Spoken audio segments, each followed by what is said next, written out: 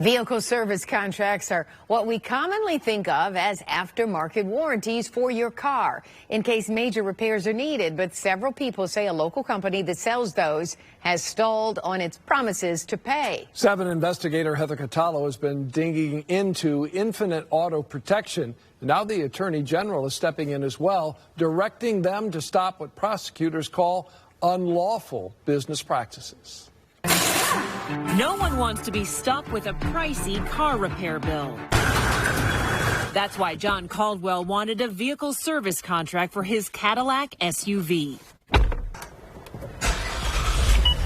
Vehicle service contracts are often thought of as warranties to help you pay for repairs. Caldwell says he did a ton of research before spending more than $2,400 on a vehicle service contract from Romulus-based Infinite Auto Protection. They had, at the time, some very good reviews. But Caldwell says when he needed Infinite Auto Protection to pay a claim back in 2019, everything fell apart. They refused to pay for the diagnostic fee. So after going back and forth with them several times, I finally got fed up and said, okay, I'm going to cancel the contract. Caldwell says the company agreed to send him the balance of his contract.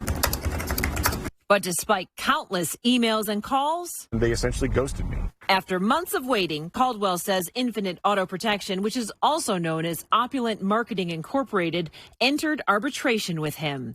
The arbitrator sided with Caldwell, calling the contract unconscionable, and awarded Caldwell $1,500.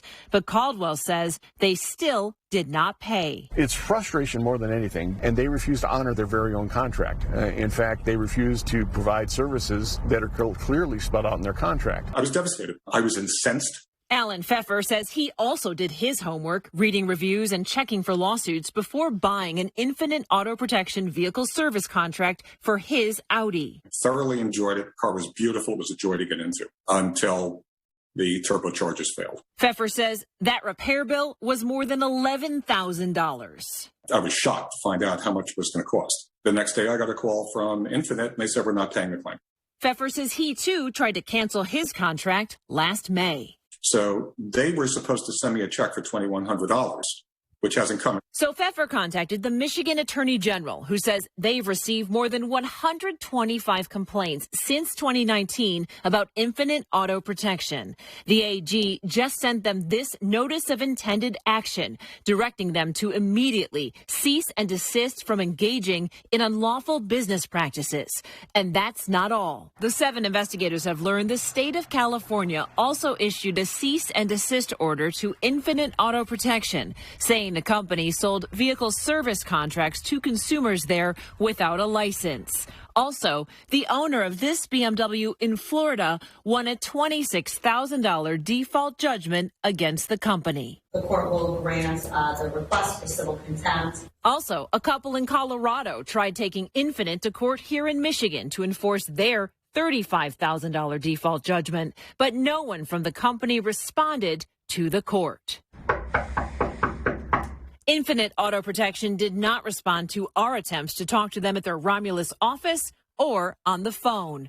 We even traveled to the address designated in their state paperwork to accept legal service for them, but that business just referred us to another company in Idaho who refused to contact the owners. Well, can you pass on a message that we're trying to get in touch with them? We want to make sure their side is represented in our story. After our visits, searching for Infinite Auto Protection online suddenly showed them as permanently closed. People are losing their money and getting no return for their investment.